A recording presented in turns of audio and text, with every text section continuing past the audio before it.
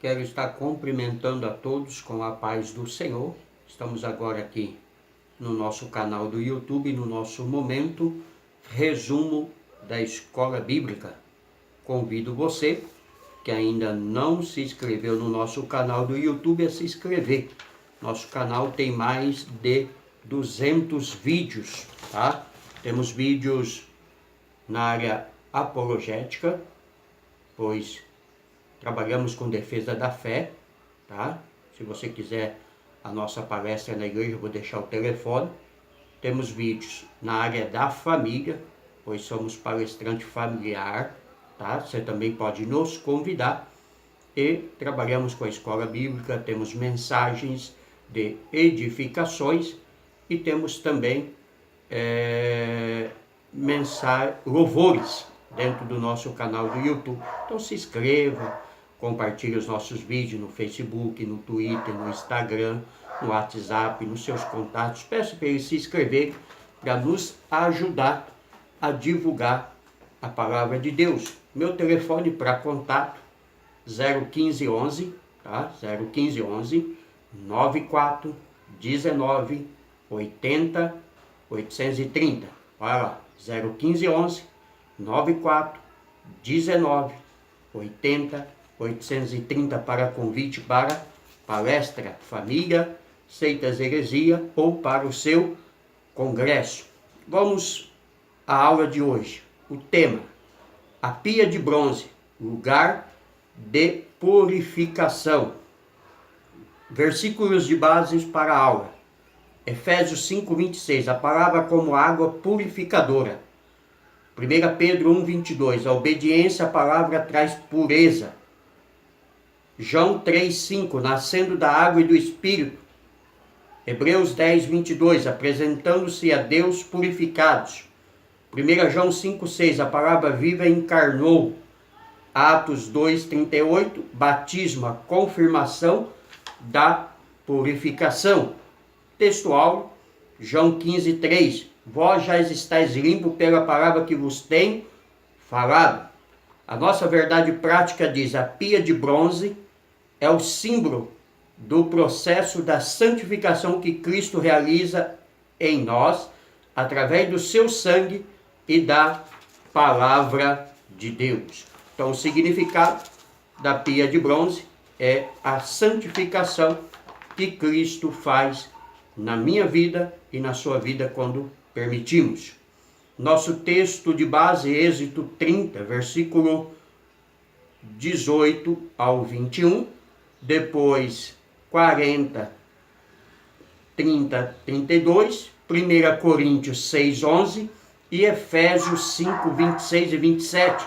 São os capítulos, livros e versículos que usaremos para a aula de hoje. Começando com Êxodo 30. Farás também uma pia de cobre com a sua base de cobre para lavar, e a porás entre a tenda da congregação e o altar, e deitará água nela. E Arão e seus filhos nela lavarão as suas mãos e os seus pés, quando entrarem na tenda da congregação. Lavar-se-ão com água para que não morra, ou, quando se chegarem ao altar para ministrar, para acender a oferta queimada ao Senhor. Lavarão, pois, as mãos e os pés, para que não morram, e isto lhe será por estatuto perpétuo, a ele e a sua semente nas suas gerações. Agora, Êxodo 40, versículo 30. Pôs também a pia entre a tenda da congregação e o altar, e derramou nela água para lavar. E Moisés e Arão e seus filhos lavaram nela as mãos e os pés, quando entravam na tenda da congregação, e quando chegavam ao altar lavavam-se como o Senhor ordenara a Moisés. 1 Coríntios 6, versículo 11. Eis que alguns têm sido, mas haveis sido lavado, mas santificado, mas haveis sido justificado em nome do Senhor Jesus e pelo Espírito de nosso Deus. Efésios 5, para a santificação, purificando-a com a lavagem da água pela palavra, para apresentar a si mesmo igreja gloriosa, sem mácula, nem ruga, nem coisa semelhante, mas santa e irrepreensível. Então esses são os nossos textos de base para a nossa aula de hoje. E a aula de hoje, ela nos mostra um resumo da aula passada, que é o altar do holocausto, o qual apontava para o Calvário. Assim, uma ideia de redenção a partir da suficiência do sacrifício de Jesus ficou muito claro para nós, tá? A aula passada. Agora estudaremos a pia de bronze. Esse objeto aponta para a doutrina da santificação na vida de quem foi redimido pelo sacrifício de Jesus. Antes de apresentar o sacrifício no lugar santo, os sacerdotes precisavam se lavar. Isso remonta à necessidade de vivermos uma vida de pureza. A santidade é uma urgência espiritual na vida de quem é chamado discípulo de Jesus. Então, santificação é o parâmetro para quem é um discípulo do Senhor Jesus, quem recebeu o chamado, quem é um pastor, quem é um ministro do louvor, da palavra, ele tem que ter uma vida santificada, porque a Bíblia diz em Hebreus que sem santificação ninguém verá o Senhor. Na introdução da aula de hoje, o nosso presente estudo é sobre a pia de bronze. Continuamos a avançar no tabernáculo. Assim veremos o simbolismo da limpeza e da pureza que a pia de bronze apresenta. Estudaremos os dois aspectos do rito de lavagem, presente na função dos sacerdotes, e finalmente seremos chamados à responsabilidade acerca da necessidade e urgência de vivermos uma vida santa e irrepreensível diante de Deus e diante dos homens. Então a introdução nos remete a termos uma vida santa, tanto diante de Deus como também diante dos homens. Parte 1. A pia de bronze, a importância da santidade. A pia de bronze e a água. Êxodo 30, versículo 18, 19. Deus ordenou a Moisés que fizesse uma pia de bronze. O objeto era que, antes de entrar ou sair do tabernáculo, Arão e seus filhos lavassem as mãos e os pés. O ofício de apresentar o holocausto ao Senhor era santo. Não é possível apresentar-se diante de Deus de maneira a não reconhecer sua santidade e justiça. Oferecer um sacrifício a Deus é prestar-lhe um culto santo e reverente. Não podemos perder o senso de piedade e reverência diante de Deus. Por isso, nossos cultos, bem como nossas vidas, devem refletir a santidade de Deus. 1 Pedro 1, 15, 16. Ou seja, o nosso culto, ele não é feito ao pastor, ele não é feito ao homem, aos convidados da igreja. Nosso culto é prestado e feito a Deus. Então tem que ser um culto perfeito, tem que ser um culto que agrada a Deus, como Paulo nos diz na sua carta aos Romanos, capítulo 12. Rogo-vos, pois, irmãos, que apresenteis o vosso culto racional, né? Ou seja, um culto com inteligência, um culto com sabedoria, um culto na direção do Espírito Santo. Não fomos chamados para agradar os homens, não fomos chamados para falarmos aos egos dos homens. Fomos chamados para apresentar a Deus um culto santo como Ele é santo. Os sacerdotes e a santidade. Êxodo 30, 20. Ao entrarem no tabernáculo, os sacerdotes deviam se lavar para não morrer. Fosse para ministrar, fosse para acender a oferta no altar. Eles deveriam lavar-se antes. Há que se destacar a expressão para não morrer. O ato colocava em risco a vida do sacerdote. Apresentar-se diante de Deus sem atentar para a exigência da purificação poderia custar-lhe a vida. Hoje, nós, os obreiros de Cristo, devemos pautar nossas vidas na obra, exercitando-nos na piedade e na santidade. Somos santos porque fomos chamados por um Deus santo. Somos chamados para ser um modelo de santidade. Não nos esqueçamos e seguir a paz com todos e a santificação, sem a qual ninguém verá o Senhor. Hebreus 12, versículo 14, a qual citamos. somos chamados para a santidade. O sacerdote que apresentava um culto sem as devidas ordenanças, sem obedecer às ordens de Deus, corria o risco de morrer. Talvez você diga, mas pastor Paulo hoje não morre. Morre sim. Pode não morrer fisicamente. Mas há hoje um monte de ministros que estão mortos espiritualmente. Há um monte de ministros que perderam a sensibilidade do Espírito Santo. Há um monte de ministros que não conseguem mais ouvir a voz de Deus. Por quê? Porque estão em pecados, não estão em santificação e estão apresentando o culto de qualquer jeito diante de Deus. E a Bíblia é clara como está nos dizendo, Deus não aceita que o nosso culto seja de qualquer jeito, porque Ele é santo e o que é oferecido a Ele também tem que ser santo. A santidade para a vida, Êxodo 30, 21.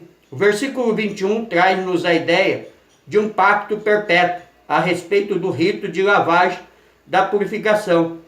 Esse rito seria um estatuto perpétuo para os sacerdotes. Disso dependeria a vida deles. Viver a vida de maneira santa, separada, única e exclusivamente para Deus, é a vocação de todo obreiro chamado para a sua obra. Santidade ao Senhor gera espiritualidade profunda. Santidade ao Senhor gera uma vida de compromisso com Deus. Santidade gera vida no altar de Deus. Então, esse é o chamado que eu e você recebemos do Senhor, tá? É o mínimo que o Senhor espera de mim, pastor Paulo Delanhese, e de você que me ouve no YouTube, me ouve no Facebook, no Twitter, no Instagram ou no WhatsApp. Deus não aceita que o nosso culto seja um culto de qualquer jeito. Nosso culto tem que ser em santidade perante um Deus que é santo. Tópico 2. A pia de bronze, lugar de limpeza e pureza. A pia de bronze cobre entre o altar do holocausto e o tabernáculo. O termo hebraico para pia é kior, que significa lugar de se lavar. Era uma bacia redonda, e assim que a imagem da pia de bronze é geralmente apresentada nas ilustrações, para entrar no santuário do tabernáculo. Após ministrar no altar dos holocaustos, o sacerdote lavava-se na pia de bronze com água, limpíssima. Ora, o nosso pecado foi expiado por Cristo no Calvário, o que significa que toda a nossa sujeira foi limpa para a glória de Deus. Fomos lavados pelo sangue remidor de Jesus. 1 Coríntios 6:11. No dia a dia encontramos-nos vulneráveis às imundícias das obras da carne. Entretanto, temos um recurso divino que nos purifica e santifica, prefigurado pela palavra de Deus. 1 João 1, 7, 8, 10. O sangue de Jesus quitou a nossa culpa, cuja natureza humana estava condenada a se curvar sempre diante das tentações e do pecado. Romanos 3, 24, 25, Efésios 1, 7. Assim a palavra de Deus é o espelho que reflete a nossa nova natureza e as obras que devemos praticar com a ajuda do Espírito Santo.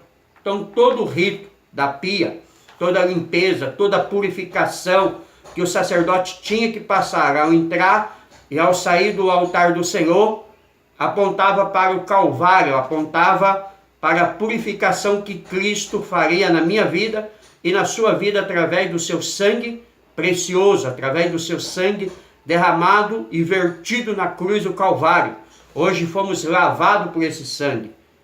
Como disse o autor aqui, vivemos em um mundo de imundícia, de pecado, de mentira, de prostituição, mas temos a marca de Cristo na nossa vida e esta marca é o que nos qualifica a apresentarmos a Deus um culto verdadeiro, a chegarmos diante de Deus, porque o pecado ele faz separação do homem e de Deus. O profeta Isaías no capítulo 59, versículo 2 diz: o que separa o homem de Deus? Os vossos pecados. Só que quando estamos em Cristo, esses pecados, ele é apagado pelo sangue.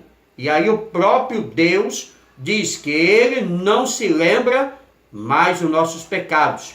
Não porque deixamos de ser pecador, mas porque agora ele não olha simplesmente para o pastor Paulo. Ele olha para Cristo, ele olha para a cruz, ele olha para onde o seu filho morreu, aonde o seu filho entregou a vida para pagar a culpa que era minha e sua. Olha que coisa gloriosa, olha que coisa linda. A lavagem na bacia de bronze. A pia era de bronze, polido, fabricado com o espelho das mulheres. Êxodo 38, versículo 8. Assim exposta à luz do sol, a partir da água limpíssima, toda a impureza era revelada no interior da bacia. A semelhança dessa figura, a obra regeneradora do Espírito Santo nos torna completamente limpos das sujeiras do pecado. 2 Coríntios 5, 17, Efésios 5, 26. Outro ponto que devemos destacar é a consciência da pureza que os sacerdotes deviam ter para estar na presença de Deus, pois quando se lavavam, as sujeiras desapareciam de seus corpos. Sabiam que de outra forma não poderiam celebrar no interior do tabernáculo. Só a palavra de Deus é eficaz para revelar o pecado do nosso coração, expô-lo e removê-lo à imagem dessa bacia. Nos rememora a santidade de Deus e a necessidade de se buscar uma vida de retidão, tanto na área espiritual quanto na moral. Somos de Deus ovelhas de seu rebanho. Então, a purificação que o sacerdote fazia, limpando todo o seu pecado, que refletia naquela água limpíssima, como o espelho das mulheres, mostrava toda a impureza e agora mostrava que eles estavam limpos. O Espírito Santo, através do sacrifício de Jesus, através do sangue do Cordeiro, nos limpa e nos purifica e nos faz ovelhas do seu pasto, ovelhas do seu rebanho. A pia de bronze e o caráter de juízo. No altar dos holocaustos, o juízo sobre o pecador era aplicado na oferta do sacrifício, cobrindo o seu pecado. Nesse sentido, as águas da pia cumpriram uma função de limpeza dos sacerdotes que passaram por aquele processo. De igual modo, nosso Senhor tomou sobre si o juízo que merecíamos, morrendo vicariamente por nós. 2 Coríntios 5, 21, Gálatas 1, 4. Nesse aspecto, a semelhança das águas purificadoras, a palavra de Deus tem o poder de limpar e disciplinar nossa vida. Hebreus 4, 12, 13. Embora nossos pecados tenham sido expiados, Hebreus 10, 17, ainda temos de nos chegar a Deus continuamente, para sermos limpos de tudo que desagrada o pensamento, palavras e obras. Infelizmente, acidentes ocorrem no caminho da jornada cristã e precisamos nos quebrantar na presença de Deus. Busquemos a santidade em Jesus Cristo. Ou seja, o que o autor está dizendo? Fomos limpos, fomos purificados, fomos perdoados, fomos redimidos pelo sangue do Cordeiro. Mas, no decorrer da vida cristã, ainda habitamos em um corpo corruptível, porque o nosso corpo é corruptível. Nosso corpo só deixará de ser corruptível no arrebatamento. Quando o Senhor nos arrebatar, quando o Senhor levar a sua noiva, a sua igreja ao céu, aí sim venceremos o pecado para todo sempre, porque aí seremos semelhantes a Ele. Ele quem? Jesus Cristo, como diz Paulo na sua carta aos Coríntios, capítulo 15, que você pode conferir. Mas enquanto vivermos aqui, estamos em um combate, estamos em uma luta, estamos cada dia vencendo o pecado pelo Senhor e confessando os nossos pecados e nos chegando a Deus e pedindo perdão pelos nossos pecados e entregando a nossa vida todos os dias no altar de Cristo, porque é assim que venceremos o mundo e é assim que adentraremos as mansões celestiais. Acerca da santidade para a vida, de acordo com Wesley, não pode existir verdadeira santidade cristã se o amor de Deus não for o fundamento dela. Ou seja, a santidade só vem através do amor de Deus, pois Deus amou o mundo que deu seu Filho unigênito para que todo aquele que nele crê não pereça, mas tenha a vida eterna. E a vida eterna é essa que creais naquele que ele enviou. Wesley, em seu sermão, a testemunha do Espírito, sustenta que primeiro temos de amar a Deus para que de fato possamos ser santo, porque quando amamos a Deus, a nossa vida tem que mudar, a nossa vida tem que ser santa, porque o Deus que amamos é santo, e no mínimo nossa vida tem que condizer com o Senhor. Subsídio teológico. A regeneração é a ação decisiva e instantânea do Espírito Santo, mediante a qual ele cria de novo a natureza interior. O substantivo grego poligenésia, traduzido por regeneração, aparece apenas 2 vezes no Novo Testamento. Mateus 19, 28, emprega-o com referência aos tempos do fim. Somente em Tito 3,5 se refere à renovação espiritual do indivíduo. Embora o Antigo Testamento tenha em vista a nação de Israel, a Bíblia emprega várias figuras de linguagem para descrever o que acontece. O Senhor tirará da sua carne o coração de pedra e lhes dará um coração de carne. Ezequiel 11, 9. Deus diz: espalharei água sobre vós e ficareis purificado, e vos darei um coração novo, e porei dentro de vós um espírito novo, e porei dentro de vós o meu espírito, e fareis que andeis nos meus estatutos. Ezequiel, melhor dizendo, 36, versículo 25 e 27. Deus colocará sua lei no interior e a escreverá no seu coração. Jeremias 31, 33.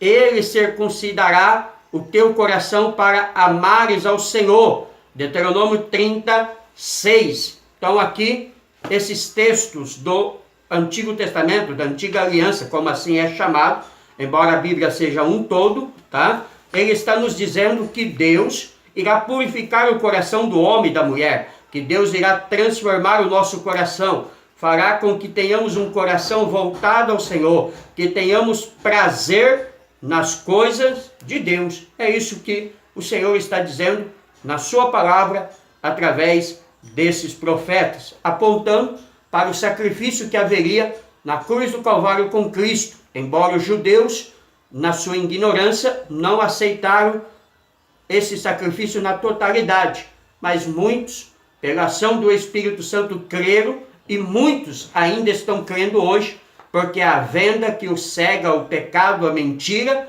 tem sido desfeita através da obra de Cristo no Calvário. Tópico 3. 2 aspectos do rito de lavagem dos sacerdotes. A lavagem completa. Essa lavagem era mais do que simplesmente lavar mãos e pés. Significava uma obra regeneradora, que implicava o primeiro processo para a consagração sacerdotal. Hoje é inaceitável que um ministro queira servir na casa de Deus sem ter passado pela obra da regeneração. João 13, 10. É preciso que os obreiros do Senhor tenham experimentado uma limpeza completa da alma e da mente. É preciso nascer da palavra e do Espírito. João 3, 5, 7 foi o que Jesus disse a Nicodemos. João 15, 3, Tito 3, 5, 1 Pedro 1, 23. Ou seja, precisa haver mudança de caráter, de atitude. Se você roubava, você não rouba mais. Se você prostituía, não prostitui mais. Se você era homossexual, você não é mais. Se você era enganador, trapaceiro, mentiroso, adúltero, você não é mais, porque você foi lavado pelo sangue de Cristo na cruz do Calvário. A lavagem progressiva e constante. No dia a dia sacerdotal, a limpeza exigida para ministrar no lugar santo era apenas das mãos e dos pés. Êxodo 30, 19. Mas de acordo com a doutrina do Novo Testamento, como é chamado, o lavar-se aqui destaca o ato do Espírito que opera em nós a santificação. Efésios 5, 26, 2 Coríntios 7, 1. Nesse sentido, a consagração do sacerdote dava-se nos termos do compromisso de uma vida santificada. Esse mesmo compromisso é que deve permear a vida do obreiro que se acha vocacionado para realizar a obra do Senhor, tá? Então, essa purificação ela tem que ser contínua na vida, tá? Se a sua vida velha continua fluindo através das suas ações, se você continua sendo mal pagador, mentiroso, caluniador, adúltero, homossexual, prostituta, ladrão, você não nasceu de novo. Você não teve um encontro com Cristo. Porque quem tem um encontro com Cristo, ele deixa o velho homem, ele deixa a velha mulher, ele deixa a sua velha natureza para consagrar a sua vida ao Senhor. E quem diz isso não é o pastor Paulo, é a palavra de Deus, a qual estamos ministrando através desta aula hoje, na sua casa, aí, através do YouTube, através do Facebook ou do WhatsApp. Você que está me ouvindo e a sua vida ainda não condiz com purificação de um homem e de uma mulher de Deus, deixe o pecado agora e reconheça o Senhor para que você possa ser salvo e possa ouvir o toque da trombeta. Não tem outro meio, não tem outro caminho, não existe outra saída, não existe vários caminhos. A Bíblia diz que o único caminho se chama Jesus e que só há 2 lugares e você só pode ir para um deles, ou o inferno ou o céu. Mas lembrando que Deus não lança ninguém ao inferno, é você que vai ter a sua própria escolha e desobediência. Recapitulando, verdades importantes. À luz de tudo quanto temos estudado até aqui, devemos assimilar algumas lições aprendidas até o presente momento. Primeiro, sobre o sangue de Jesus. O sangue de Jesus Cristo nos livrou da pena do pecado. Mateus 20, 28, 26, 28, 1 Pedro 4, 17. 2. Sobre a palavra. A palavra de Deus revela que somos. Tiago 1, 22, 24. 3. Sobre a limpeza espiritual. Uma vida irrepreensível e prioritária e absolutamente necessária. João 15, 3. Então esses são os 3 acontecimentos que tem que acontecer na vida do homem e da mulher e daqueles que querem morar no céu, daqueles que não querem ficar aqui na grande tribulação. Embora tenha alguns que querem passar pela grande tribulação, mas eu, a noiva, a igreja de Cristo, não passaremos pela grande tribulação. Iremos diretamente para o céu no arrebatamento da igreja. Subsídio vida cristã. Cristo está preparando a sua noiva. Ou seja, nós estamos sendo preparados por Cristo para adentrarmos as mansões celestiais. O Rei da Glória se casará com a sua noiva. Será que vocês não sabem que todas as boas coisas que o mundo desfruta, Deus nos fará desfrutar 10.000 vezes mais? Olha que coisa gloriosa, olha que revelação que o autor dessa lição teve. Por mais boa que alguém tenha uma vida que, vamos dizer, iates, mansões, milhões, dinheiro, fama, tudo que ele possa querer e comprar com o dinheiro, vamos supor que ele seja a pessoa realizada em tudo. O que Deus tem para mim e para você é 10.000 vezes maior. Você vai perder esse banquete? Você vai perder essa oportunidade? Tem muita gente trocando, né, a eternidade, a vida de delícia, pelos prazeres deste mundo. O grande banquete acontecerá, o evento mais maravilhoso de todos os tempos, em que comeremos pão e beberemos vinho no reino de Deus. A noiva está em preparação. Olha que coisa gloriosa. Muitos não vai, né? Porque diz que é pecado tomar vinho, não pode tomar vinho. E no banquete do noivo, né, do casamento de Cristo com a igreja, servirá vinho. Se você não quer, eu tomo no seu lugar. O Espírito Santo é a pomba, o cântico e o arrulhar da pomba antes da tormenta. Ou seja, antes da tribulação, tá? Antes da grande tribulação, antes da manifestação do anticristo, o Espírito Santo nos tirará deste mundo, nos levará às mansões celestiais. Quem quiser passar pela grande tribulação, fica à vontade. Eu estou fora. Você viu como as pombas alertam os seus companheiros para que procure abrigo antes da tempestade?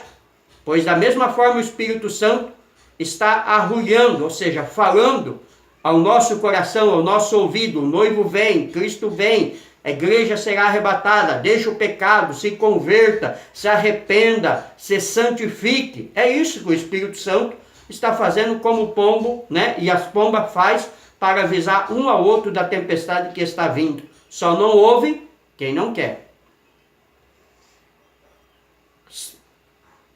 Manda-nos para procurarmos abrigo contra a tempestade. O Espírito está nos chamando da tribulação que a vida tem e virá sobre a terra. Ele quer nos tirar desse tormento. Ele é o que retém a operação do iníquo. Quando o Espírito Santo sair, que a igreja sair, o noivo sair, o anticristo manifesta e a grande tribulação também. O Senhor está nos treinando, fazendo os nossos corpos ficarem leves e flexíveis para que possamos subir, para que possamos ir ao encontro do noivo. Mas a decisão é sua. Se você quer ficar nessa grande tribulação, se você quer viver longe de Cristo, tá? Deus não nos obriga a ir ao céu. Ele nos convida, mas a decisão é minha. E como faço, pastor Paulo, para ir ao céu? Se converta, se arrependa dos seus pecados, santifique a sua vida, entregue a sua vida ao Senhor e olhe para a cruz do Calvário, para o nosso Senhor. Conclusão. Nesta lição vimos que a limpeza espiritual é prioridade absoluta, como consequência da obra expiatória de Cristo. Uma vez que Cristo nos salvou, fomos chamados para ser santos. Atentemos para esse precioso chamado de Jesus Cristo. Olha o convite novamente feito a mim e a você. Atentemos para o chamado de Cristo. Atentemos para uma vida de santificação, pois sem a tal, ninguém verá o Senhor. Você quer ver o Senhor? Quer fazer parte do arrebatamento? Quer ouvir o toque da trombeta? Já sabe o caminho, já sabe a receita. Deixa o pecado, deixa a mentira, deixa o homossexualismo, o lesbianismo, prostituição, droga, álcool, crime e se converta ao Senhor. Olhe para Cristo, o autor e consumador da nossa fé. Deus abençoe a todos. Pastor Paulo Delanhas de São Paulo, Jundiaí. Não está inscrito no nosso canal? Se inscreva. Digite lá, paulo.delanhas. O nosso canal tem mais de 200 vídeos, tá? Passamos já mais de 500 inscritos. Faça parte desse momento. Leve a nossa mensagem até a sua igreja, até a sua casa. Temos estudos aqui da escola bíblica como esse. Mensagens apologéticas em defesa da fé. Mensagens da família. Ministramos palestra na sua igreja. É só nos convidar. Telefone 01511 9419 80 830. Amém? Grande beijo no coração de cada um.